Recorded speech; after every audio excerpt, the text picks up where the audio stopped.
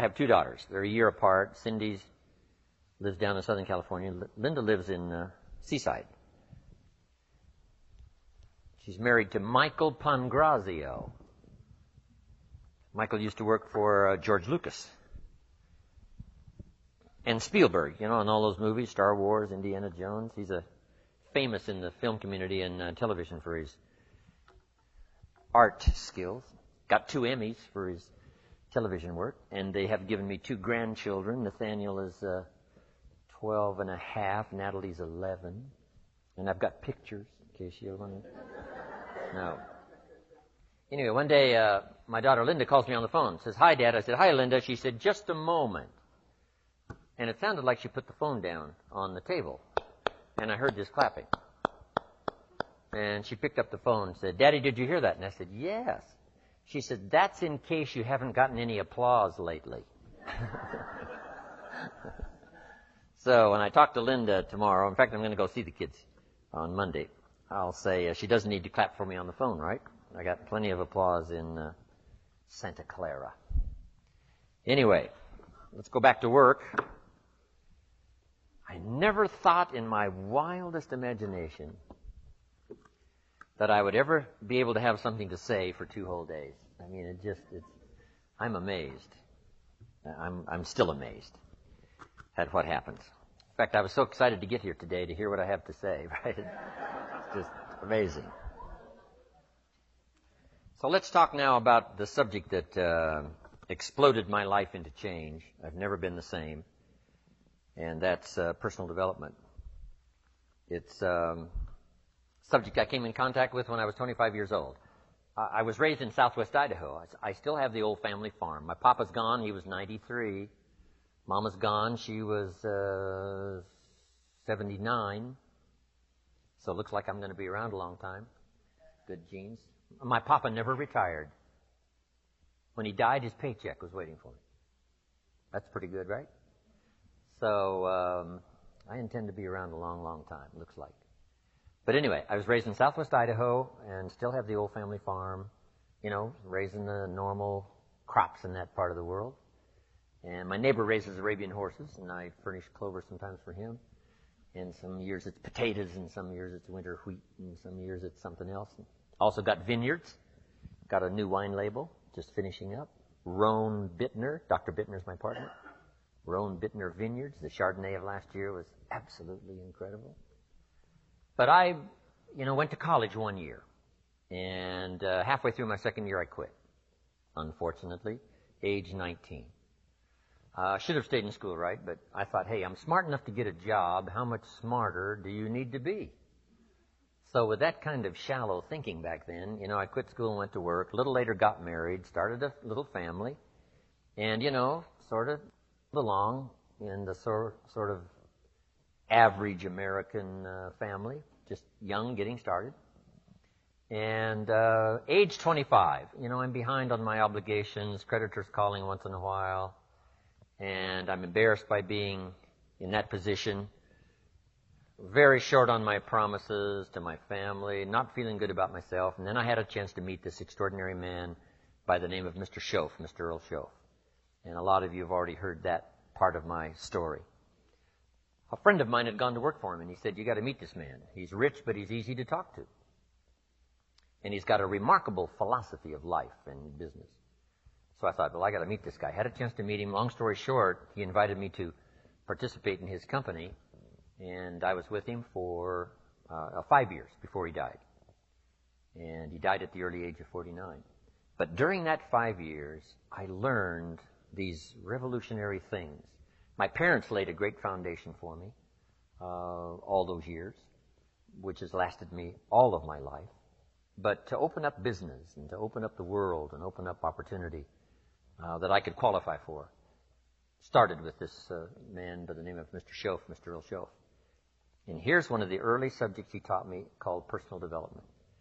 And I've illustrated it in so many ways, but one of the best is when you're teaching kids financial independence.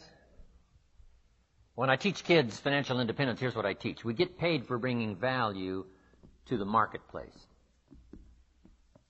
But this will also serve as an introduction to personal development. We get paid for bringing value to the marketplace. The key is to study the marketplace. Tomorrow we may talk about what I taught in Moscow. Profits are better than wages. Capitalism at the grassroots is the vitality of the nation. So you study your marketplace. Now the key is to bring value to the marketplace. Now, up here put time. It takes time to bring value to the marketplace. Actually, there's two parts to the value.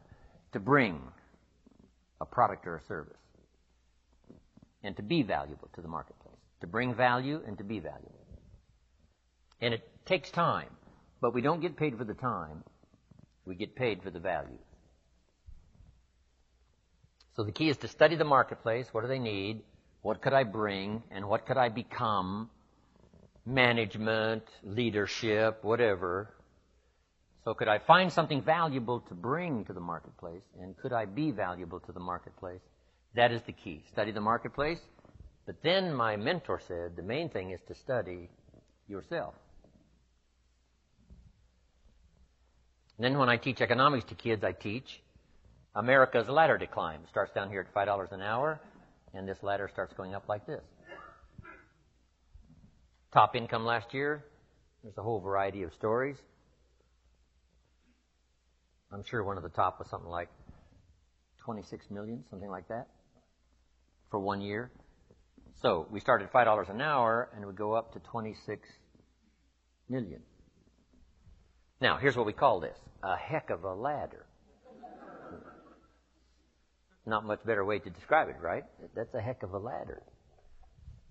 So, here's what everybody has the opportunity to climb the ladder. Now, first, all you need is what? A chance.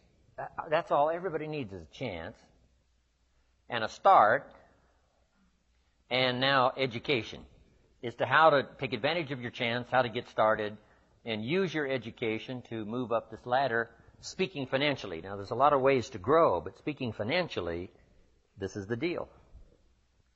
So let's say you start at $5 an hour. And really, who cares where you start as long as they let you on the ladder. So you start at $5 an hour. Now the first key is, how do you increase the $5? And there's several philosophies to increasing the $5. Here's number one. Wait for them to raise the minimum wage. Right? Wouldn't that be one philosophy? Now, the last time it took how many years, right? Several years to raise the minimum wage, which is okay. I'm not saying it isn't okay. It's one way to get an increase in income is to wait for the minimum wage. Okay, here's the next philosophy. To wait for a raise, which is certainly legitimate. Now the question is, how often do the raises come? Every 6 months maybe, 1 year, they do what? A review. What if you miss the review? Well, you got to wait another 6 months or maybe a year. So that might take quite a while to go from 5, let's say, to 6. Here's another philosophy. Go on strike. Here's the philosophy we call by demand, to demand more. And if you don't give me more, I'll go on strike. I won't work. Which is one philosophy. To get more by demand. Now, here's the problem with demand. Make the note. Kids need to learn it. You can't get rich by demand. You might get a few more pennies, right? You might get an extra $1. You might get an extra benefit or something, but you can't get rich by demand. Here's why. Not that it isn't America, and not that it isn't that economically now we're doing incredibly well, but here's why you can't get rich by demand. It's the wrong philosophy. And here's what would be tragic all your working life. To live in the right country and have the wrong philosophy. So you can't get rich by demand. Then how could you get rich in America? It's very simple. Change your philosophy. And what would be the new philosophy? Answer. You get rich by performance, not by demand. Now, my mentor says, some people don't just make $5 an hour. They've moved up to 6. How easy would it be to get to 6? Probably pretty easy. If you worked for McDonald's, they paid you $5 an hour, hauling out the trash. If you whistle while you haul out the trash, they'll pay you $6 an hour. Right? Here's an unusual person. They deserve $6 just because of their attitude. Wear the hat, say yay McDonald's. Okay? So for that, you get an extra, what? $1 an hour, because the company recognizes, hey, looks like this is going to be an oncoming person. So it's not that difficult to go from 5 to 6. But here's what's interesting. Some earn $50 an hour, 10 times as much. How could you multiply your income by 10? One, you probably couldn't do it waiting for a raise. Certainly you couldn't do it waiting for them to change the minimum wage. And you certainly couldn't do it by demand. Because usually when they make demands, they don't demand that you multiply my income by 10. People don't go on strike for multiplying their income by 10, usually, right? It's just a little increase. So, how could you go from 5 to 10? Interesting. But that's not the end of it. Can you think of somebody that makes $500 an hour? My Beverly Hills attorney, yes. You can think of some, right, that make $500 an hour? Now, 500 multiplies by 10 again. Not just once from $5 to 50, but from 50 to 500 is multiplying by 10 again. Can you multiply by 10 and then multiply by 10? And the answer is yes. One, living in the right country is an advantage. But here's the greatest advantage, having the right philosophy. Now, $500 an hour is not the end of the story. We go right on up to these top incomes. Would a company pay someone $26 million for 1 year's work? And the answer is yes. They do it all the time, right? Not because this guy went on strike. But that's not how he gets the $26 million. So, a change and a shift in philosophy here starts to change everything. Now, my mentor said, you can climb this ladder, Mr. Rohn, as high as you wish to climb it. We're just talking economics now. There's a lot of other values to go for. But speaking economically, you can climb this ladder as high as you wish to climb it if you'll follow this philosophy. And here's what he said. You that have been around for a while have heard me say it. He said, learn to work harder on yourself than you do on your job. Learn to work harder on yourself than you do on your job. I got the message, age 25. Then he added, if you work hard on your job, you can make a living, which is noble. If you work hard on yourself, you could make a fortune, which is exciting. I had never heard that kind of philosophy before. Working harder on yourself than you do on your job. Work hard on your job, make a living, which is fine. Work hard on yourself, make a fortune, which is super fun. Or working hard on yourself starts to multiply your value to the marketplace. So we're talking about bringing value and being valuable to the marketplace. And this is the key. We don't get paid for the time. We get paid for the value.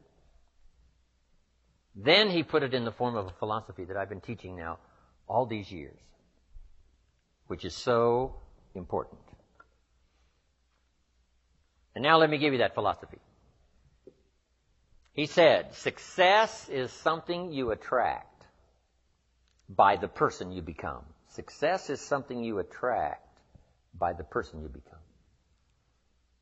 Success is not something you pursue, chase, run after. Success is something you develop, something you become. You attract success. Tomorrow we're going to talk leadership. Here's the theme of leadership. To attract attractive people, you must be attractive. To attract skillful people, you must be skillful. To attract committed people, you must be committed. So the whole key to unlock all the treasures, whether it's economic treasures or spiritual treasures, financial, social, personal, every way you can possibly think of, is by your own personal development. And then he added one more, which is so important, and it's probably worth the price of the seminar. Here it is. What you become is much more valuable than what you get. What you become is much more valuable than what you get. The major question to ask on the job is not what am I getting here. The major question to ask on the job is what am I becoming here? Not what am I getting, what am I becoming? So it's very important what you become. Because what you become attracts. you become cynical, you attract cynicism. What you become attracts. So this whole subject of personal development was so vitally important to me. It changed my life. I was a millionaire by age 31. And that was just the economic part of it. It took me 6 years from age 25 to age 31. It was unbelievable. So, right country, but a refinement of philosophy is what's important. So let's now talk about personal development. The first subject is called the seasons. An understanding of the seasons to illustrate the total aspect of life. One of the best ways to illustrate for your children or for anyone life situations is to use the illustration of the seasons. So let's go through it. Here they are, the seasons. Number one, you cannot change the seasons until you get your own planet. Right? You can't change the seasons. They're set. All of this has been set in motion. But here's the next piece of information. You can change yourself. You can't change the seasons, but you can change yourself. Life and business is like the changing seasons. Frank Sinatra sang, life is like the seasons. So now let's quickly go through the seasons. This is a whole study in itself. But I can just give you a little outline here, some ideas, and you can take it from there and use it in whatever manner that would serve you, as well as to serve your own understanding of time, the passing of time. First, learn how to survive the winter. Speaking of life in its simplest aspect, the first key to learn in your life on the spinning planet is to learn how to survive. Now, there's all kinds of winters, right? The winter of the calendar, right? The winter of the actual season. But then there's financial winters and social winters, personal winters. But we understand those because we've all been through them. Barbra Streisand sings, it used to be so natural to talk about forever, but used to be's don't count anymore. They just lay on the floor till we sweep them away. You don't sing me love songs. You don't say you need me. And you don't bring me flowers anymore. A winter song. But we know what those lyrics are about. You know, we've been through those experiences. The winters. Now, here's the key on the winters. Some are long and some are short. Some are easy and some are tough. But they always come right after harvest, right after fall, autumn. So we cannot rearrange the coming of the winters. But here's what we could do. Get stronger, wiser, and better so that we can survive better. And our life will be less eroded by learning to handle the next winter. The next winter of a divorce, the next winter of an illness, the next winter of a death in the family, the next winter of a loss financially, the next winter of a crisis of whatever kind. To be better equipped. So here's the key, to learn the seasons so that you can approach it all in a very intelligent way. For kids, we teach the ant philosophy. The ant philosophy. So for the kids that aren't here, take this home. For the kids that aren't here, the ant philosophy. And here's the little short list on the ant philosophy. Number one, ants never quit. If an ant is headed somewhere and you stop him, he'll start looking for another way. How long will he look? Till he finds it or till he dies. One way or the other, he'll find it. Okay. So that's a good philosophy. Just never quit like an ant. Here's the next part of the ant philosophy. Ants think winter all summer. You got to think negative when it's positive. And not be disillusioned. That's why ants always seem to be in a hurry. Why are they in a hurry? Because they're thinking winter, winter, winter, hurry, hurry, hurry, get going, go, go, go, go. So you must think negative when it's positive. You must think winter when it's summer. Here's some of the best advice. It comes from classic tradition. A great story says, Don't build your house on the sand in the summer. Why be given that advice? Because it's easy to get faked out in the summer. Right? Blue sky, fleecy clouds, nice weather, so you build your house on the sand. You say, no, you must not be faked out when it's nice. You must think storm in the summer and not get faked out. And if you think storm, now you'll look for a rock on which to build your house. Now you're going to be safe. So you can't think nice when it's nice. You've got to think storm when it's nice. And if you haven't been through one of those storms, you've got to find somebody and say, have you been through one of those storms? Scare me to death, if you will, please, so I will not be faked out here, and I will keep searching, right?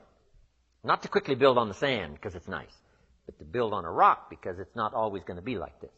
The seasons are going to come and change. And if you're not educated to that degree, now you suffer a great loss. So the ant thinks winter in the summer. Now here's the next philosophy. I'm sure the ant thinks summer in the winter. The time to think positive is when it's negative.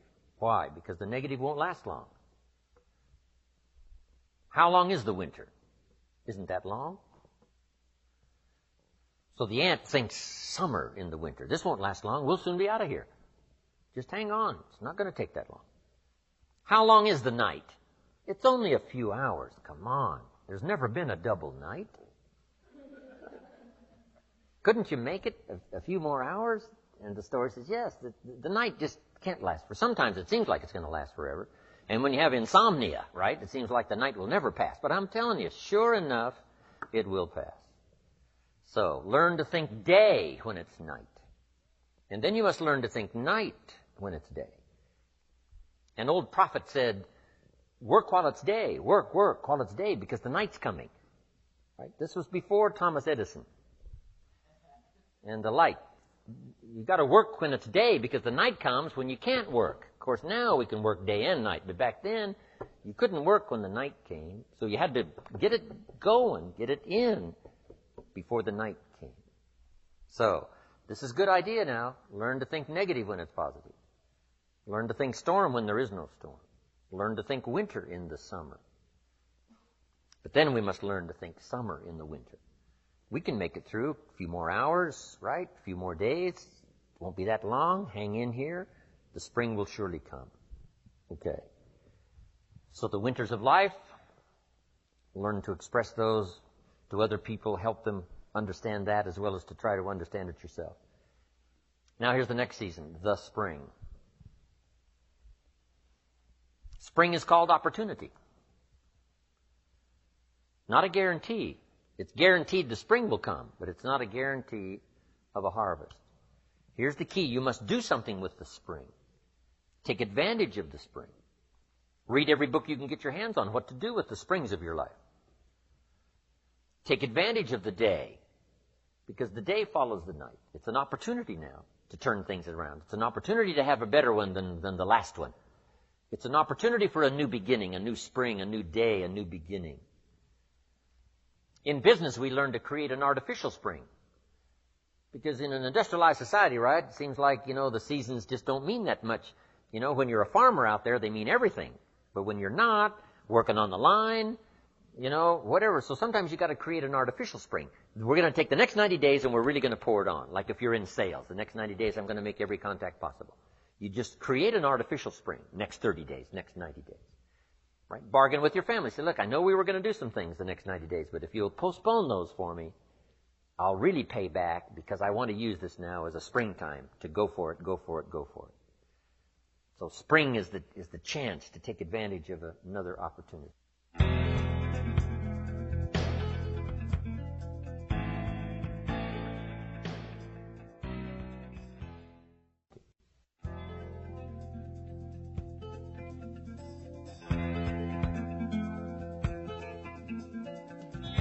Now, here's what you must do in the spring. It's a very short season usually. You must hurry.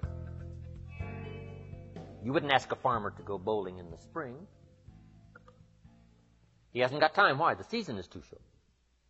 The planting season is too short. You've got to get it done fairly quickly. And life at its longest is short. The Beatles wrote, life is very short. Which is true. My father lived to be 93, but it seemed to be very short. It didn't seem that long.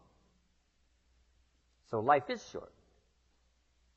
For John Lennon, it was extra short. For Michael Landon, life was extra short. For my mentor, died at age 49, that's extra short. But life at the longest is short. So you must learn to appreciate opportunity and take advantage of it while it's day, while it's time. Now, we call spring a window of opportunity. If you have a chance to talk to someone, the window's open. It may not stay long, so take advantage. Don't hesitate. Meet a new friend. Talk to somebody while the window's open. Now, here's the season for everybody to understand because it is so applicable to our life, and that's the season of summer. Two things we must do in the summer: nourish our values and protect. Nourish like a mother, protect like a father. The twin challenges in the summertime help to illustrate life, that we are confronted with both good and evil. Is that the way it should be? You've got to ask somebody a little higher up than me. We could get into probably a pretty great debate. Would there be good without evil? Here's the best answer I've got. In our finite position at the moment, here's the best answer. It doesn't seem like it. It seems like it takes the contrast to make a scenario, to make an adventure. Now remember, we didn't set it up, so. But here's what seems to be the setup. Opposites in conflict. That seems to be the setup for a human adventure. One contesting against the other, vying for the territory. Would there be light without darkness? We probably wouldn't call it light. What gives us the value of one is the contrast of the other.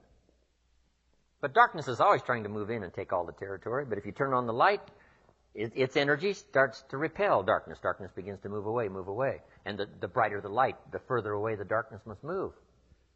If you walk into a dark room and turn on the light, the darkness is what? Gone. But here's the point to remember. Not very far. The darkness seems to be, yes, it's gone, but it's waiting. Waiting for its chance. That if light loses its energy, darkness has a chance not to move back in. Here's one of the better realistic illustrations, and that's health and illness at odds in your body. Illness trying its best to drive health into a small corner and occupy the territory. And health trying what? To push illness into a small corner. There's this contest going on. Who's going to occupy the territory?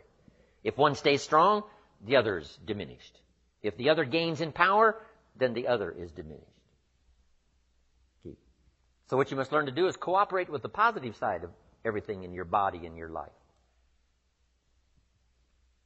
Sometimes we sabotage our own best interest. The body needs a banana, you send it a Coca-Cola. And the body says, what is the deal here? I'm health trying to drive illness into a small corner. I ordered a banana, you send me a Coca-Cola. So the body could rightfully say what? Whose side are you on? Give us a break here. We need every tool we can get to keep illness at bay. Because if we get weak, I'm telling you, it moves in, takes the territory. So we're in the middle of this contest, and here's what it's called, opposites in conflict. Here's one of the bigger conflicts, liberty and tyranny. Liberty is the absence of tyranny.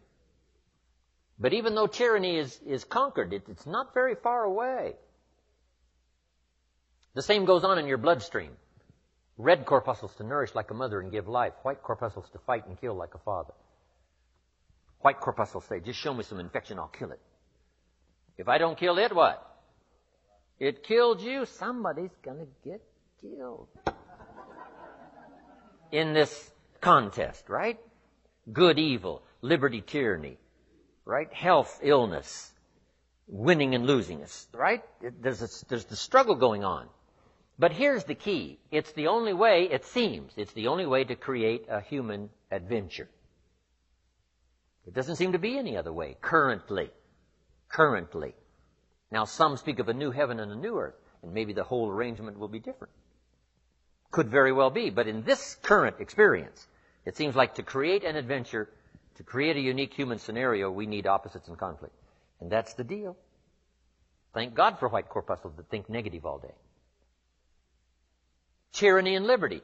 Saddam Hussein takes over Kuwait. What should we do? Somebody says, well, Kuwait, what do we care? Well, what if next he wants Saudi Arabia? You say, well, it's a pile of sand, what do we care? Well, what if next he wants Israel? You say, well, little Israel, what do we care? Well, what if next he wants the rest of the Mediterranean? You say, well, yes, I guess we've got to draw a line somewhere. Yes, somewhere. You've always got to draw a line somewhere and tell illness, hey, you can't have any more. You've got to throw up the barriers, draw a line in the sand.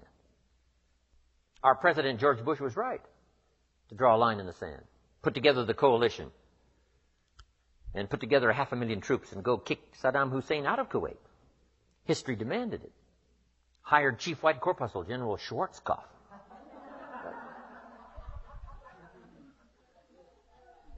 I met the general a couple of times. He was the man to send. So, liberty and tyranny in a contest. And it's the only way to have a civilized society. Tyranny cannot be rehabilitated. Tyranny can only be restrained. So, for Saddam Hussein, we put a no-fly zone on top and a no-fly zone on the bottom. Right, to contain, so that liberty would have a chance. The citizens of the world would have a chance. That the world would have a better chance. And we've got to fight these skirmishes. We've been fighting them forever. We've got to fight them forever. Whether they're inside your own body or whether they're in politics, no matter where they are. We must play this game. We must fight this game. But here's what it creates. A great adventure. Let me give you the ultimate now. Could you win if you couldn't lose? And the answer is no, it doesn't seem like it. You couldn't call it winning. You can't win if you couldn't lose. So that's the deal now. Negative, positive. Would there be negative, positive without negative? No, it doesn't seem like it. It seems like this is the current setup, for the foreseeable future. It looks like it's been that way as long as we can remember and as long as the history tells us. So, here's what you want to do if you want the adventure. You must learn to play this game, to work with all the positive forces to defeat the negative forces as early and as soon and as much as possible. To contain the ravages of disease that want to take you early. You got to fight back. You can't just leave it. Somebody says, well, I got my fingers crossed. Not a good philosophy. You got to take your vitamins. You got to do the stuff. You got to do the deal. Jump on the positive side of whatever you want and see if you can't help out in this warfare and this push-shove match. That's the key. So in the summer, here's what you must do. Nourish the plants and the garden. Nourish your values like a mother. Give life. Whatever you start now, you must nourishment and give it life. Don't neglect a new life if you've started a new life. What if you said to a brand new mother, where is your baby? She says, I have no idea. You would say, no, that isn't right. If you start a new life, you must care for it. You must protect it. You must give it life, give it nourishment. Now here's the other part. You must protect it like a father. That's why the old wise man said, we must learn to love and hate. So underline that. You must learn to love and hate. And the illustration he used was, you must learn to love good and hate evil. To deal with the weeds in your garden, you've got to hate weeds. You've got to hate them enough to what? Kill them. You can't say, well, poor weeds. Say, no, this ain't the deal, poor weeds. Don't go soft on this stuff now. You've got to hate evil. You've got to hate the weeds that are out to destroy your garden and rob your children of the nourishment they deserve. So, here's the deal. Love like a mother, hate like a father. And here's the rest of it. Give life like a mother and take life like a father. You've got to take the life of the weeds or they will take the life of your garden. Somebody's going to get killed. Remember? So you must be like a father. Any father would say to whatever threatens his family, take 3 more steps toward this family, you'll cease to exist. I'm father. I kill. So send out the warnings. Send out the signals. Both mother and father reside here. Mother nourishes and father gives protection. And yes, it's possible to love like a father and hate like a mother, just so you get both done. In fact, nothing more dangerous than an angry mother, especially in the animal kingdom. Mess with Mama Bear's cubs, if you're a threat to her cubs, she'll kill you. That's that female mother instinct. Kill first, talk later. Okay, you got that now? This is good advice. We're going to learn in communication shortly. You've got to learn to put love and hate in the same sentence, because it's vitally important. Sometimes you must say to your children, what? I love you, but I hate what's going on. They got to know what you love and what you hate. You don't hate them, but you hate what's going on. You hate the dangers. So, learn the good evil. Summertime. Now, here's the greatest battle in the mind. Here's what you must not become in the summer in your mind. A victim of yourself. What is that insidious voice inside your own head that says, you're too short, it'll never work for you, you're too tall, right? It's over for you, right? It's never worked for you before. What gives you any idea that it'll work for you now? You've never been able to rise up and take charge of your life. What makes you think you can do it now? There's going to be too many obstacles out there. You'll never overcome them all. What is that insidious voice? It's the same game going on inside your head that's going on in the world. Liberty and tyranny in a push-shove match. And here's what you've got to do. Cooperate with the positive side of your life and let faith drive out doubt, right? Let winning drive out losing. Let positive drive out negative. But you've got to get into the contest. And why get into the contest? Because that's how you create an adventure. There is no other way. It takes both. You've got to learn to laugh, yes, but that's not what the wise men only said. You can't just learn to laugh and keep on laughing. No, that's silly. It says there's also a time to cry. You've got to learn to both laugh and cry. Then it said you must be so sophisticated as not to laugh when it's time to cry. Then it further says you must learn to laugh with those that laugh and learn to cry with those that cry. That now gives you an understanding of what life is all about. Sadness and joy. The contest, the difference. And yet it creates the adventure. What if you went to listen to the symphony orchestra and the symphony only played little happy high notes all evening? Just little pleasant happy high notes. How much of that could you take? Say no. Don't you want to hear the crash of the cymbals that scares you to death? Don't you want to hear the minor key of the music that shows you the tragedy as well as the triumph? And the answer is yes, play me the whole orchestra. I can handle it, because that's what life is all about. Positive, negative. What if the minister only prayed happy prayers every Sunday? How much of that could you take? Happy, happy, every Sunday, happy, happy. How much could you take? Who's going to pray angry prayers? Who's going to pray frustrated prayers? Who's going to weep in public for the lost children? It takes both. You've got to weep with those that weep and laugh with those that laugh. You've got to have this full understanding of the game. You've got to understand the highs and the lows, the tragedy and the triumph. Most of the music of the world is written in the minor key, the key of pathos and sadness and mystery and wonder. You can't eliminate that from your life. It takes both to create an adventure. But here's the adventure: to overcome the evil, to put evil in its place. Just like in your mind, you've got to stand guard at the door of your mind and see if you can't suppress, see if you can't do battle with the negative forces. Don't become a victim of yourself. Beware of the thief on the street that's after your purse, but also beware of the thief in your mind that's after your promise. And see if you can't engage in this mental contest and win the day. That's the summer. Now here's one more season, and that's the season of harvest. Here's the key to remember harvest time. In due season, in due time, when it's time. And part of this is to develop the patience so that when it's time, it will come. But you cannot be impatient. Patience is part of the game here. You can't plant the seed and 2 or 3 days later dig around and say, where's my crop, where's my crop? Say, no, come on, that's foolish. We'll take you away to some safe place. You got to plant and what? You got to plant and wait and exercise patience.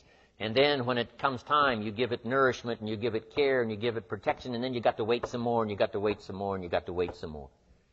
But here's what it says. In due time, in due season, when it's ready, when it's time for you, whatever it is, financially, socially, personally, economically, whatever the time, when it's time, your harvest will come. The old wise man said what? Run the race, and the prize will be yours if you don't faint. And sometimes, in the summer, it's easy when the sun is hot to faint, to spend less time. But if you faint not, if you're there ready after this activity of summer, do the summer work. Just make the little note. Do the work of summer. Nourishing, protecting. Whether it's family, whether it's business. The work of summer. Now, the harvest. Here's the key now to harvest, to wisely use the resources. When your harvest comes now, you can't blow it all. You can't spend it all. You can't live it all up. Remember the two parts to life. One, the full development of all your potential. Second, the wise use of all your resources. Tomorrow, one of our major subjects is going to be the management of time. Time management. If we have time, we'll go through that. As I said, I'm going to cover procrastination, but I've decided to put that off till tomorrow. The management now of your resources when they come. An ancient story says they took the 7 years of plenty and they didn't live it all up. Make the note. You must take the 7 years of plenty and not live it all up. What did they do? They used the 7 years of plenty to get ready for the next 7 years of famine. The first 7 to prepare for the next 7. We'll talk more about that tomorrow under financial independence. So the subject of the seasons, so vital, so important. Such a great illustration to almost every life situation you can think of. It'll help your kids, it'll help your business, it'll help your management people, your sales people, everybody. This could be one of our best seasons in terms of the world. The turning of the century, everybody's thinking about the year 2000. A new century, a new millennium, a new beginning, a new chance, a new opportunity for world cooperation, national, international cooperation. What can we do to play our small part in the whole wide-ranging scheme of things? It's good that everybody's thinking about this. This could be a new time, a new chance, a new opportunity. Right? Yes, we've blown it in the past, and we've messed it up in the past, but maybe, just maybe this time, there's enough technology and enough sanity and enough spirit and enough righteousness and enough rightness, enough stuff to make this, the opening years of the next centuries, some of the most promising years in the last 6,000. Wow. Now, make these quick notes and we're going to take a break. The 4 steps to success. These personal development subjects are just vitally important. The first step to success is good ideas. You must be a collector of good ideas. Here's where my mentor did me the greatest of service, and that was keeping a journal of good ideas. Here's what he said. Don't trust your memory. What classic information. Don't trust your memory. If a good idea comes, jot it down. 1, so you can review it. 2, so that you capture it. It won't be lost. So all those years back then, I started keeping a journal. I got journals you wouldn't believe. Little cheap ones when I first started. Remember the Gregg shorthand? Little books, little spiral things? I used those. You can say, you must be broke. Yes, I wasn't doing very well, so it cost, $1 or something back then. Now my journals are expensive. This one costs $42. And I wished it would have cost more because I'm doing really well. My journals.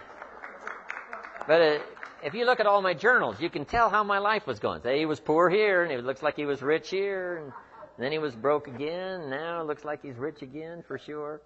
So, but here's the key. And we'll talk about this more also under time management. Something to pass on to the next generation. The collection of ideas that made you healthy. The collection of ideas that turned your life around. The collection of ideas that caused you to learn extra skills and got the extra income. The wise use of your resources, the ideas you found on how to do that. Think of passing this on now to the next generation and the next generation. This is so valuable. But mostly now, primarily for your own study. So you can go back over what you've collected. And in a now different place, same ideas, but now that you're in a different place, you'll see it in a whole new light on how it will help change your business, help change your career, your future, relationships, and all the rest. Keeping a journal, right? Now, this is for serious students. Non-serious students don't need to keep a journal.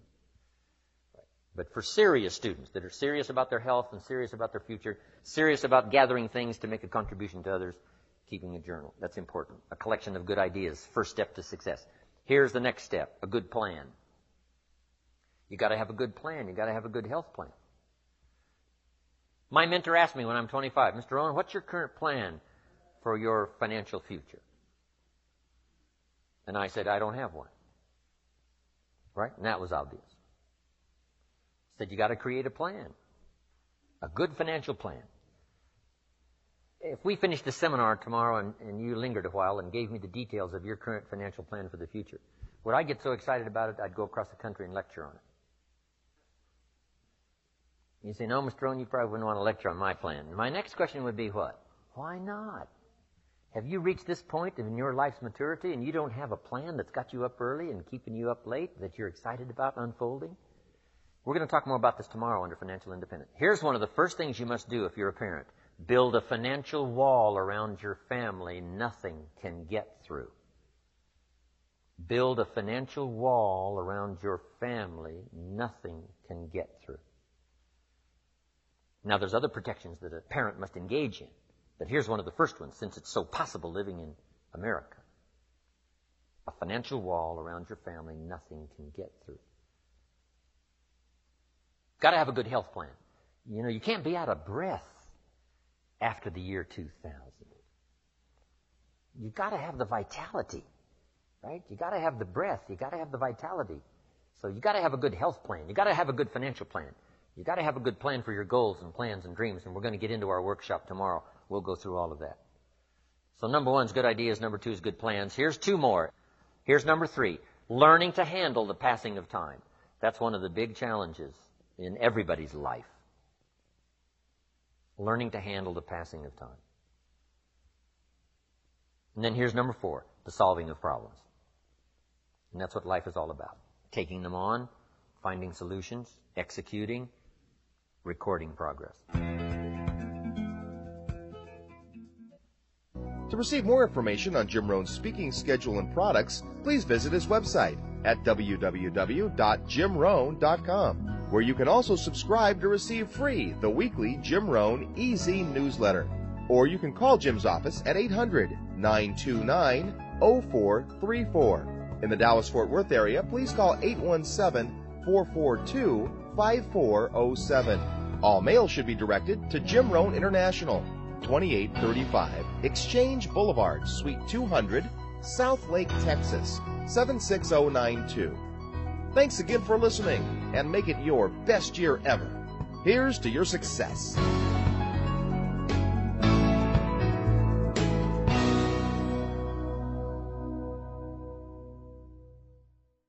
Hi, everybody. This is Jim Rohn. Over the years, I have repeatedly encouraged people in search of the good life to make use of a journal.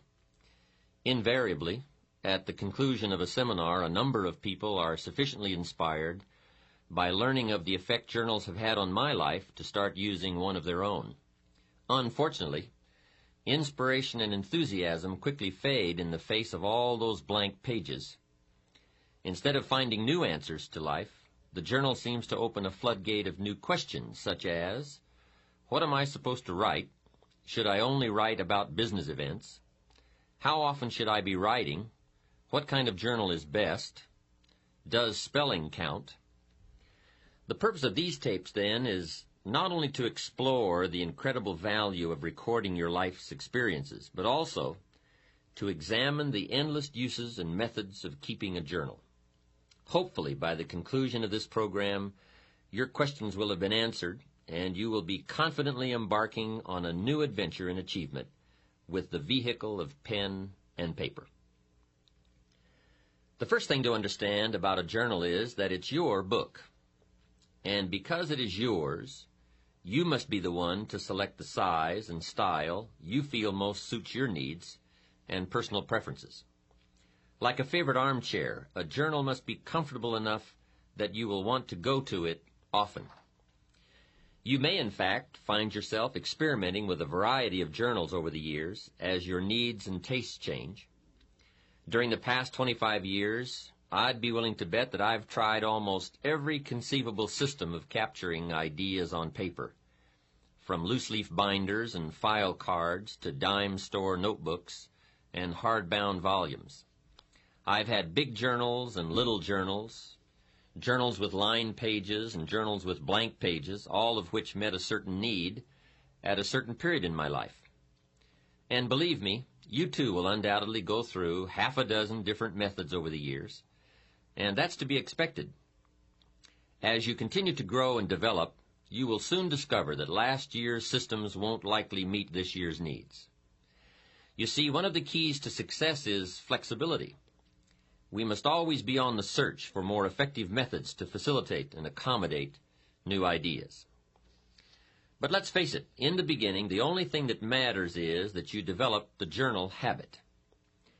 The journal we've included with this tape program may or may not be exactly what you're looking for, but just start using it.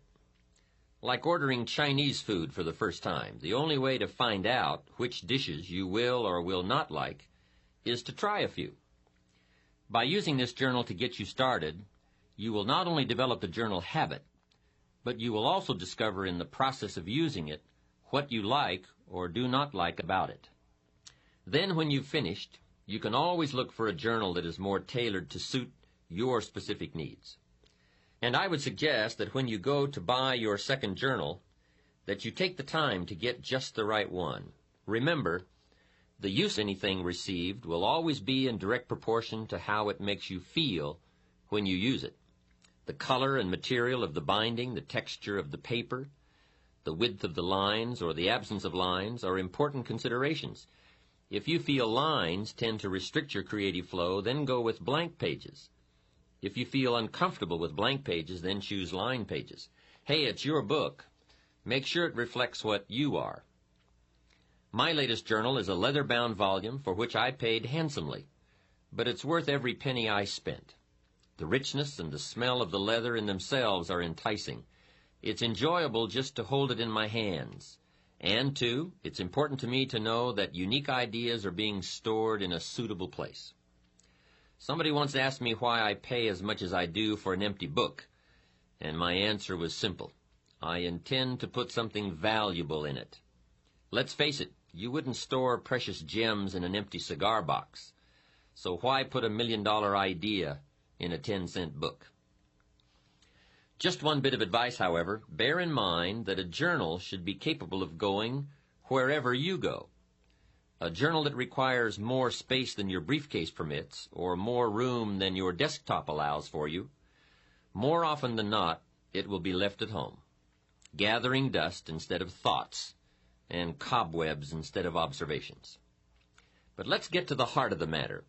Buying a journal is the easy part. The real challenge lies in filling it up. And that's what we want to deal with now. What should go into a journal if it is to have meaning and value in your life? Perhaps the best way to answer this question is to consider the purposes and functions of a journal. Once the matter of why we should write is clear, then the what we should write will become immediately apparent. There are so many functions performed by a journal that I could conceivably spend the remainder of this tape and a half a dozen others discussing them. But since more important than listening to my reasons for why you should be keeping a journal is getting busy actually using your journal, I'll try to limit the list and merely highlight some of the majors. One of the unique characteristics of a journal is that it offers you an effective way to figure it all out.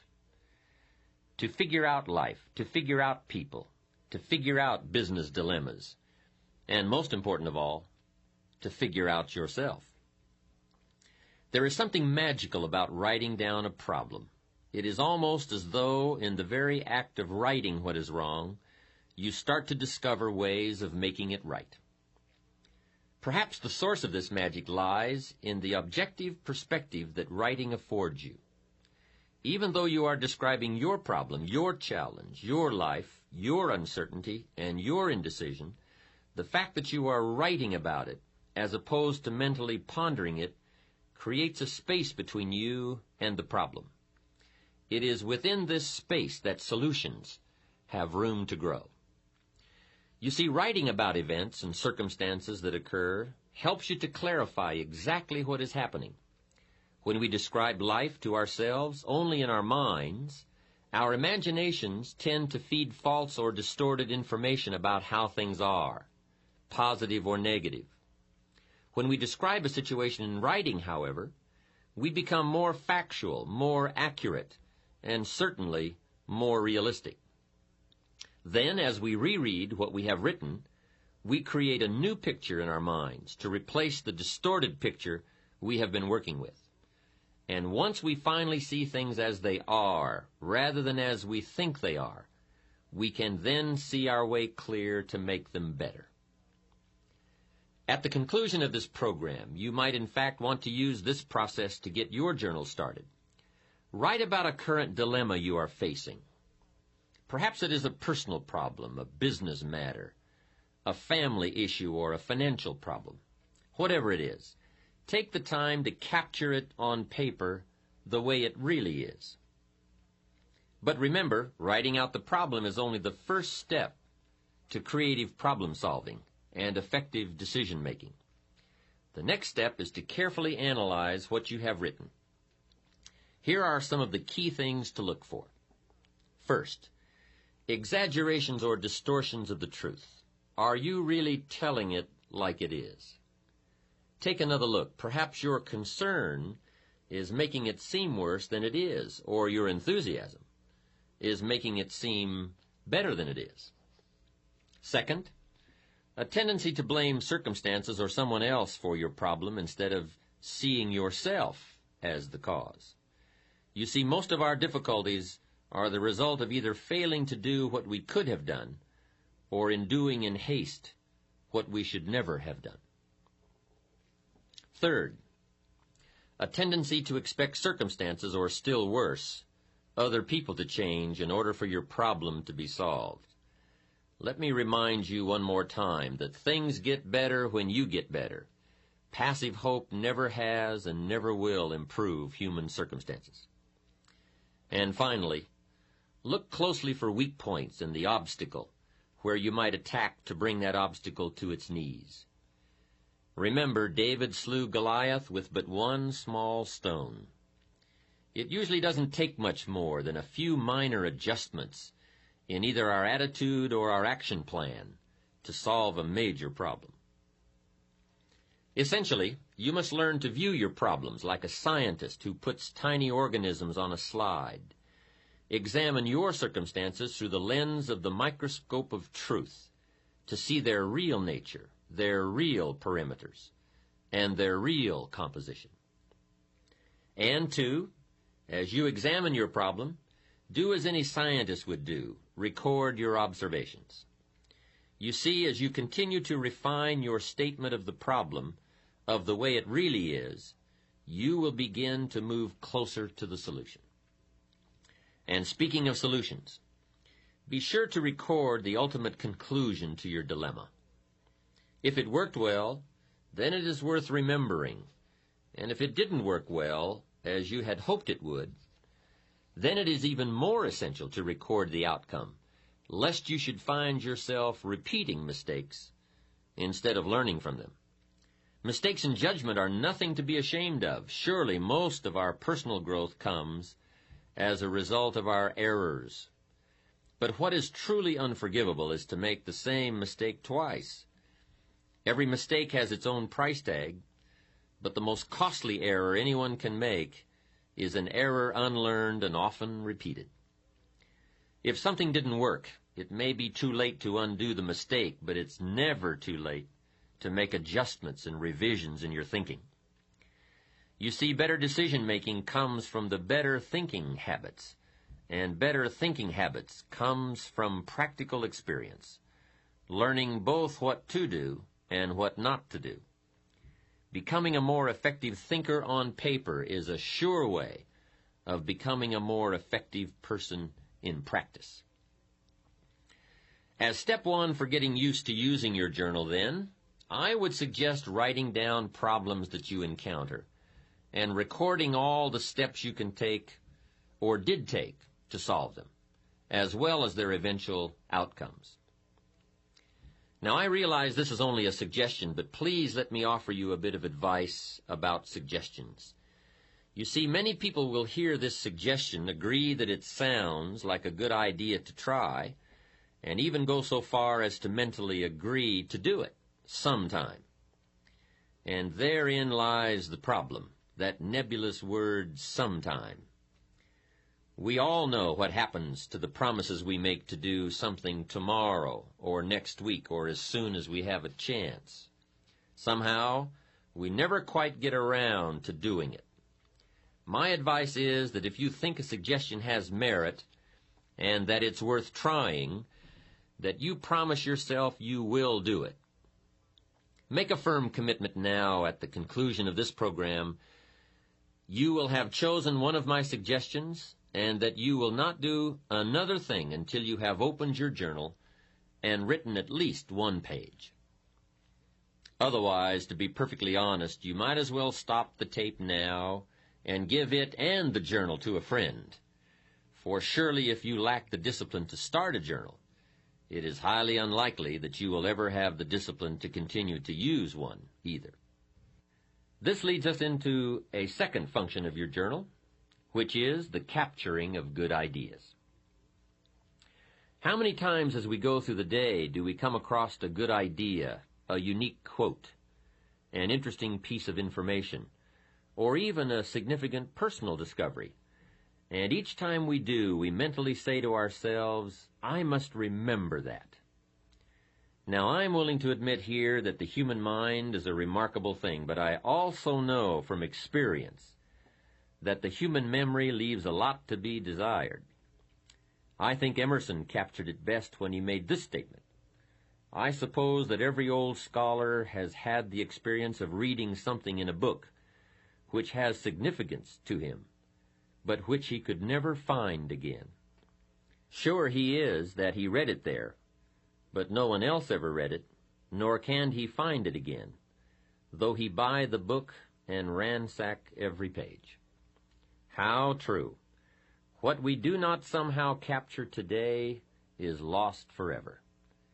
There are a lot of things in life that we can trust, but my experience has taught me that the human memory is most definitely not one of them. There are so many sources of insight and inspiration all around us. Good ideas flow in abundance from sermons and lectures, from books and magazines, television documentaries, business meetings, and conversations. But obviously, for you to capture the ideas, it is essential, as I mentioned earlier, that your journal always be at your side. I remember one time attending a church service in Carmel, California. The sermon that Sunday morning was excellent, so I opened my journal and started taking notes. But out of the 400 people in attendance that day, guess how many of the others were taking notes? Not one. So there I was taking notes in my journal from this sermon, and pretty soon the people around me were starting to give me strange looks. Out of the corner of my eye, I could see them nudging one another and whispering. I felt like some kind of spy. I could almost hear them saying, he's going to get out of here with some of this stuff. And sure enough, I did. I got the stuff. So what I'm suggesting is that you get in there and get out with some of the stuff. Let other people sit there thinking they can remember it all. Let other people treat opportunity casually, but not you. I would ask you to treat it seriously. Let other people wonder at the end of their lives where it all went wrong, but not you. Let other people play while you work, fool around while you study, soak up the sun while you soak up ideas. 10 years from now, they'll still be trying to figure out how to pay the bills, or wondering why their marriage isn't working out, or why they don't seem to be getting ahead professionally, but not you. Life always rewards the serious students for their labors. So, since we all know that it's nearly impossible for most of us to remember the exact phrasing of an inspiring line, or the specific details of a business conference over an extended period of time, we've got to get serious about capturing it now. Generally, if we wait until the end of the day to describe events and happenings and conversations in our journals, the specific details have already escaped us. At best, we are left with scattered fragments, and it's hard to build an exciting future from mere bits and pieces of the past and present. So I would encourage you to get it all down as it comes your way. Financial ideas, personal development ideas, time management ideas, family ideas, business ideas. Everything you have the good fortune to come across. If an idea is worth listening to, worth reading, worth remembering, then it is also worth capturing in your journal. And there are many reasons for making the effort to capture good ideas, not the least of which is the fact that the simple act of writing something on paper helps to etch the idea more firmly in our conscious minds. To hear it, or see it, or read it is one thing. To take the time and make the mental effort to capture it with paper and pen is so much more. Second, every idea has its time and place.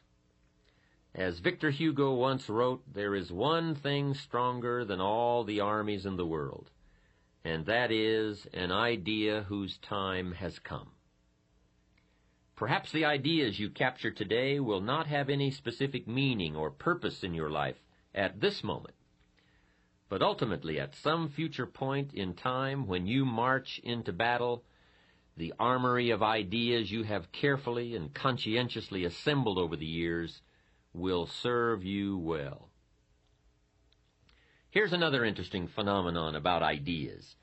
As we collect a variety of thoughts on any given theme or subject, there is a tendency for these individual ideas to come together and form themselves into a whole new idea, much as the single flakes of snow, when gathered together, can be formed into snowballs and snowballs into snowmen. Or perhaps a more graphic example would be that of the igloo, which is, after all, a dwelling built entirely of tiny snowflakes, which have been compressed by their weight and frozen together over a period of time, such that whole blocks of them may be cut out to build a structure. The successful human being is one who has learned to diversify his interests and gather knowledge from a variety of sources. Gather enough good ideas in one area of life, and you will form a solid block. Gather enough solid blocks together, and you can construct a whole new life. But be aware of one thing. The mental storage bank of good ideas is very much like the bottom drawer of our desks or the extra drawer in the kitchen that holds a collection of valuable items gathered over the years, none of which can ever be found when we go to look for them again because of the chaotic manner in which they were stored.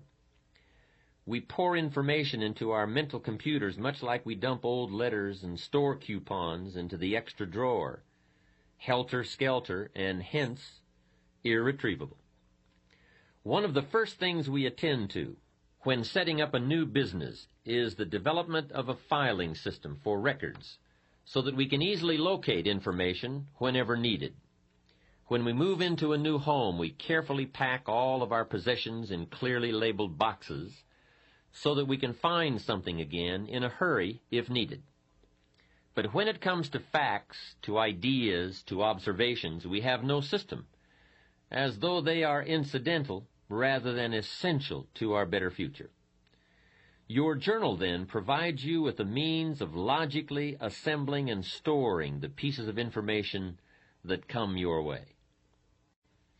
Now, there are many ways to assemble the data in your journal for easy reference. For example, you might find it helpful to keep an index at the back of each volume so that you merely list the highlights of your entries, so that your index might read like this: Financial Ideas, pages 5, 53, 96, and 104.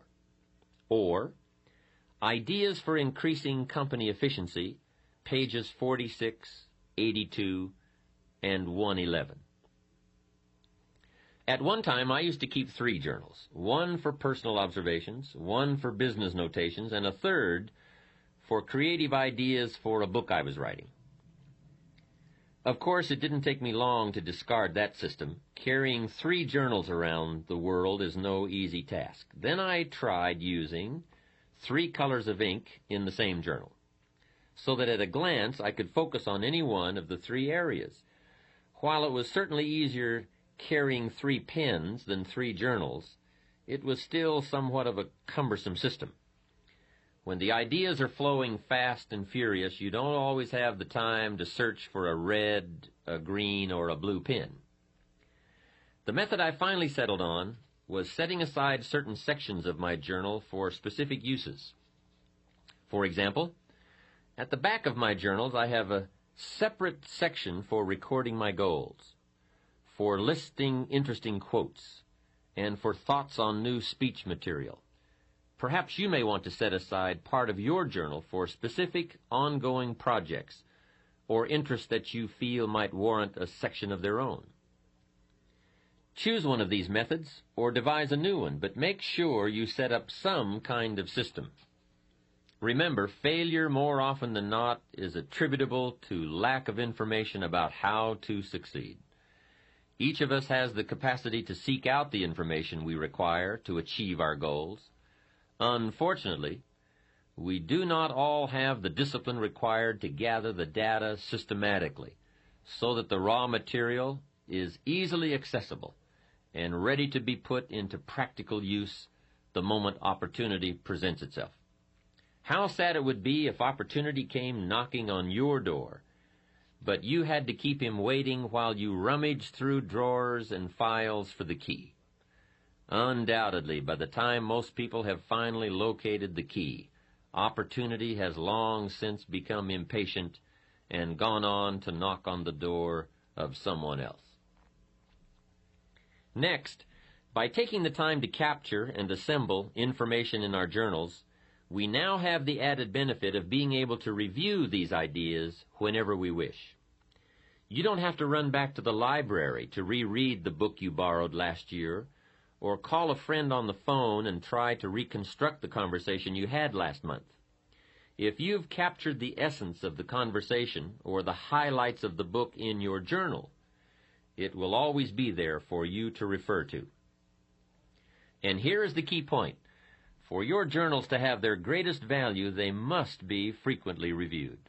You see, writing in journals is merely a way of capturing information, but it is by rereading our journals that we begin the process of translating information into practical knowledge about ourselves, our environment, our relationships, our businesses, our financial affairs, our dreams, and our own better future. I would strongly urge you to set aside a day each week, or at the very least each month, to review your recent entries.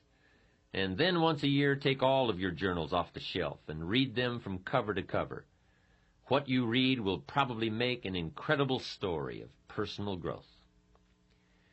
You see, more than anything else, a journal is a place to document the development of your own life. It is a textbook of self-discovery and self-awareness. In fact, sometimes what you don't write can be as revealing as what you have written. A friend of mine recently shared with me the discovery that in rereading her journals, she realized that everything she had written centered around other people's lives, their accomplishments, their failures, their dreams, their needs. I finally realized, she said, that I had spent most of my adult life as a mirror reflecting everybody else's existence, rather than as a human being living a life of my own. In the pages of a journal, our innermost feelings and dreams are revealed, as are our strengths, our weaknesses, our positive attributes, and our negative habits and characteristics. If not in the words themselves, then at least between the lines of what we have written are the shadows of self-doubt, pride, envy, jealousy, and anger. Just as actions speak louder than words, so too will journals often say more than what we have written. A journal, then, should also capture your observations and reactions, for somewhere between what we see and what we do will be revealed what we are. Capture on paper the events, the circumstances, and happenings of your life. Describe the near miss you had while driving to work on the freeway. Outline your observations of people's behavior at the office party. Paint the picture of your day at the beach, the pounding surf, the soaring gulls, the distant sails. And then, when you have written about what your eyes have perceived and your ears have heard, go one step further and describe your feelings, your emotional responses to life. Describe your feelings when you learned that John got the promotion that you felt was rightfully yours, or when you learned that Sally is getting married next month to your ex-husband. Describe it all. Don't miss any of the events of your life. Capture the joy of your victories as well as the agony of your defeats. And remember, it doesn't have to be a monumental occurrence to be worth capturing. Truly, most human lives consist of and evolve around minor happenings. So even a minor event and your response to it can have a major impact on how your life turns out. You see, part of the human experience, perhaps the most important part, lies in learning to translate these events which occur outside of us into words and emotions within our inner worlds. The better we become at describing what goes on around us, the better we will be able to understand some of the conflicts and turmoils which take place within us. Cause and effect always go hand in hand. Trying to understand or deal with the effects without a clear picture of the cause is a rather hopeless situation to be in. Remember that all human emotions are effects which can be traced back to particular events or causes. A better understanding of events will always give us a clearer picture of the effects we may be experiencing. Also, on the subject of events and feelings, you will find as you begin to open up and really tell it like it is, that your journal becomes an excellent, empathetic friend, one who will listen to all you have to say about your joys, your pain, your fears, or your concerns. And I would strongly urge you to get these emotions out of your head and onto the page. For powerful negative emotions are diminished by writing, and powerful positive emotions become explosive. You see, writing about your fear reduces its strength, and capturing your excitement magnifies its power. And feel free to say it all. These are your private collections, your personal recollections. They are not going to be read aloud at the next staff meeting, used in court against you, or published in the New York Times. Write freely. Don't let anything inhibit your flow of your thoughts. Write in half sentences. Break all the rules of grammar and punctuation if you choose. Draw pictures, make diagrams. Anything goes. Neatness doesn't count, and neither does spelling. This is one place where you should feel free to say it all, and say it as you wish. By the way, if you feel uncomfortable abandoning the rules of your 8th grade English teacher, then this too should tell you something about yourself. Hey, you are even free to do the worst thing of all. Use somebody else's words. Glue in newspaper articles, cartoons, quotes, whatever you wish. No one is going to give you an F for plagiarism in your journal. There is only one suggestion I would offer concerning the format of your journal, and that is to record the date, time, and location of each entry. Not only will this provide you with a means of measuring your progress, your growth trends, the different phases of your life, and your changing attitudes, but where and when you write can in themselves provide interesting revelations. A man wrote to me several months ago to share such a discovery he made from his journals. It seems that in reviewing his writings of the past year, he had noticed a definite negative pattern emerging. Every entry on a Wednesday afternoon or evening outlined thoughts of self-doubt, discouragement, and uncertainty about the direction he was headed in. It did not take long for him to track down the source of those defeating thoughts. Wednesday was the day when he had lunch with 2 colleagues from his former place of employment. To test the validity of his theory, he flipped back to the Wednesdays when, due to illness, vacations, or business matters, the luncheons had not taken place, and sure enough, there were no negative entries on those particular days. Having reached the conclusion that these luncheons were costing him far more than the price of the meal, it did not take him long to take the necessary steps to solve the dilemma. Others have discovered such interesting tendencies as writing about personal concerns while at the office and business matters at home, or feeling particularly inspired and eager before leaving for the office in the morning, and completely exhausted and enervated by 10 a.m. Remember, everything affects everything else. Your environment, your associations, your family, your friends, even your occupation has an effect on you. So, too, do the books you read, the television programs you watch, and the conversation you engage in. But influencers are often very subtle, making it difficult to detect the effect they are having until the damage is done. Like tiny little holes in a tire which can go undetected for hundreds of miles, the little pinpricks of subtle negative influences will eventually leave you just as deflated after a while. Your journal then becomes like a photograph album, capturing moments in your life. The only difference is that a photograph album, kept for many years, reveals physical changes in yourself and your environment, while journals over a period of time reflect mental changes within yourself and about your environment. But perhaps the most important function your journal performs lies in the area of communications. First and foremost, your journal gives you a chance to talk to yourself and to hear what you are saying about your life, your future, your relationships, and your goals. As you begin to develop the habit of writing down your problems, recording your observations, emotions, and reactions to life's events, you will undoubtedly find yourself both posing and responding to a whole new set of questions about your past, present, and future. Why did I say that? Why does he always make me feel that way? If I follow this course, where will I be 5 years from now? As you begin to both ask and answer yourself on paper, you will be amazed at the incredible leaps in personal understanding and self-awareness you will experience.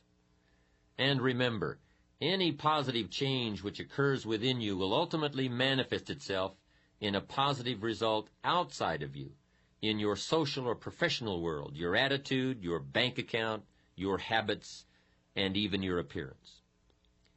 We stand forever exposed to life and to the endless variations that make up the human drama. Our task as human beings is twofold. First, we must effectively translate what is going on around us into terms we can comprehend. And second, we must effectively express what is going on within us into terms the rest of the world can understand.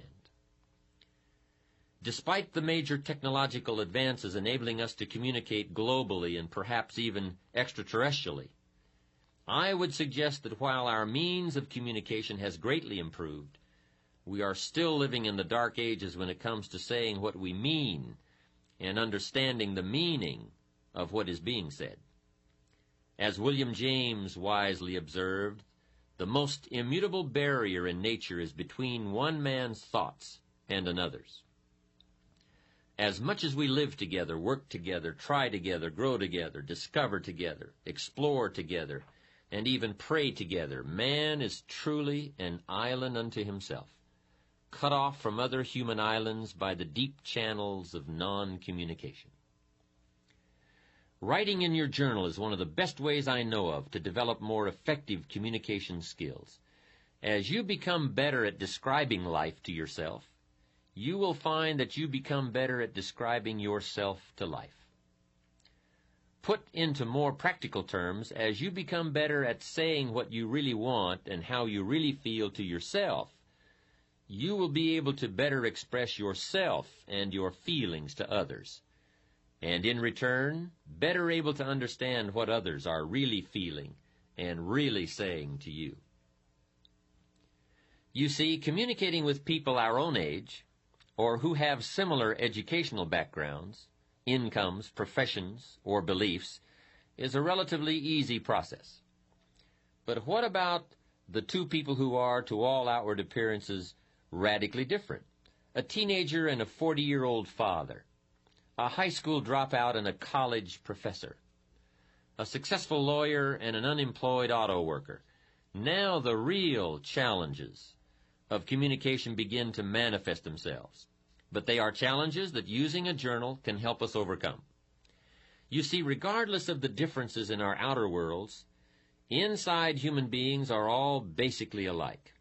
We've all known sorrow, maybe not from the same event, but we've all experienced the emotion. We've all known the joy of achievement, perhaps in different circumstances, but certainly the same feeling. Regardless of our outward differences, those basic human needs and emotions will always provide a common ground or build a bridge for effective human communications. You see, by the time we have reached adulthood, most of us have experienced almost every aspect of the human drama in one form or another. The problem is that most of the experiences have gone right on by us. We have never taken the time to capture them, to ponder them, to analyze how we felt at that time, how we responded to others while we were in those circumstances, or what our priorities and needs were during that period in our lives. Suppose, however, that you took the time to capture the events and happenings of your life on purpose with paper and pen, so that you always had a wealth of experiences from which to draw. Imagine now what an incredible impact this awareness could have on your life, how it could help to bridge the gap between you and your children, your clients, your associates, your neighbors. You see, if you will but take the time to capture how it is for you at any given point in your life, then you will always be in a position to relate to how it might be for someone else at this moment in their lives. The situations might be different, but the basic needs and emotions never are. We don't have to dress alike or go to the same schools or be the same age or sex to feel the same way. Use your journal then as a textbook for life. Use it to capture the full range of human emotions that you continuously gather from your experiences. I promise you that if you will take just a little time to capture your experiences, the end result will more than repay you for the time you invest. Now here's another question frequently posed about using a journal. The question is, how often should I be writing? The answer to that is simple: as often as you wish and as often as you need. There are two extremes to avoid: never writing in your journal and constantly writing in your journal. In the first instance, you will be participating in life without capturing it, and in the latter case, you will be capturing life without participating in it. Life should be a delicate blend of both observation and action. And let me stress again that the first discipline to be mastered in using a journal is to develop the habit of always having it with you. If you do not open it for weeks at a time, that's okay. Just get into the habit of carrying it. Without much effort on your part, plenty of opportunities for putting it to use will present themselves. Also, the simple act of carrying your journal speaks to the world. It says, I am a conscious observer and participant in life's events. When you present yourself to life as a serious student, life will respond by providing you with an endless opportunity to learn and grow and develop and enhance any and all aspects of your life. Remember, no tape program, no book, no seminar, and no encouragement from me can help you to develop the discipline to use your journal. Experience has taught me that the most I can hope to do is trigger your interest and enthusiasm. Recently, I had the chance to address a group I had spoken to several months before. The last time I had been with them, I had given one of my all-time best speeches on the importance of thinking on paper, with a particular emphasis on using a journal. They were an enthusiastic and responsive group, and it appeared from the many letters and cards that flowed in after my speech that my ideas had been particularly well received. However, just after I was introduced the second time, I asked the group one question: how many of you are now using a journal? I am sad to report that out of a group of almost 500, only a few hands were raised. The rest of the audience exchanged sheepish glances, much as you might give your doctor when he asks you if you have cut down on smoking. The mysterious workings of the human mind never cease to amaze me. We all know what is good for us. We all know that it will keep us healthy or happy or prosperous, but somehow we fool ourselves into believing that we'll start tomorrow. Tomorrow I will buy that book and read it. Tomorrow I will go on that exercise program. Tomorrow I will speak to John about that problem. Some people will actually listen to this tape, agree that keeping a journal could indeed change their lives dramatically, and yet never get around to writing the first page. But don't let that be you. I assure you that by the time you have finished listening to this program, the only thing that will stand between your intent and your accomplishment will be your ability to discipline yourself to get started. And believe me, once you get started, once you make the effort to begin, once you develop the journal habit, you'll be giving your own lectures to friends and associates about its rewards. In the final analysis, whether you decide to start a journal, and still more important, whether you exercise the discipline to use it, the decision and the action must come from inside you. No wise counsel from any source will ever replace the intensity that comes from a personal commitment to excellence.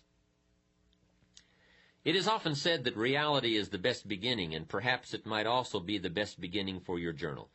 One of the first entries you will want to consider making is a complete account of how it is for you right at this moment in your life. What's got you turned on? What's got you turned off? How is it going at home, at work? Are you happy, frustrated, excited, perplexed, worried, doubtful, or any or all of the above? You may want to write a brief description of how it's going in each area of your life, and honestly tell it like it is. Perhaps in your writings you will uncover a particular void in your life that needs to be filled, or a major obstacle that must be tackled if things are to work out for you as you want them to. Use your journal to then chart out a course of action to eliminate whatever is standing between you and your better future. Examine your progress. Outline the steps you've taken or could still take. By the time you've dealt with these issues, your journal will have already become invaluable. If you find you are still having difficulty getting anything on paper, one of the first entries you might consider making is an explanation of why you bought the journal in the first place. If you will but pause to consider what you hope to achieve by using a journal, then what to put into its pages will be obvious. If, for example, you bought a journal to record your feelings, then write about your feelings.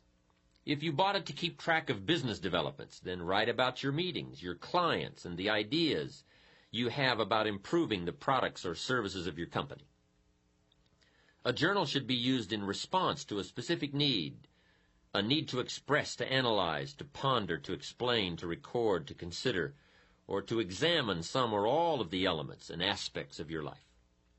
And remember, there is no correct set of procedures for keeping your journal.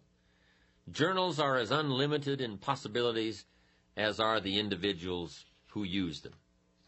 Journals and life share one unique characteristic. Both provide you with a space to fill as you wish. And for those who are not yet sure how they wish to fill life spaces, a journal offers you a chance to paint mental pictures of the limitless paths you could travel.